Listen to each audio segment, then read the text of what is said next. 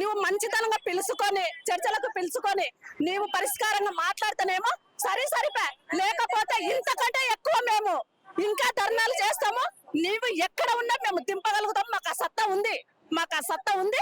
నిన్ను దింపుతాం. చూడు మళ్ళా నువ్వు ఎంతసేపు అయినా సరే, నేను పైన ఉన్నా కదా, నా కింద కుక్కలు ఉన్నారు కదా, కాపలి పెట్టి నేను వీళ్ళను నా చుట్టూ తిప్పుకుంటా అనుకుంటున్నావు, కానీ నీ వల్ల కాదు. ఆశాల సత్తా ఏందో చూపిస్తాము. ఇది చూడండి, కేసీఆర్ కి ఎట్లా చూపించినాము, మీకు అట్లగానో చూపించకపోతే ఆశాలు అనేది ఇంకొకసారి నువ్వు ఎక్కడ కనపడినా మళ్ళా నువ్వు తలుసుకోవాలా.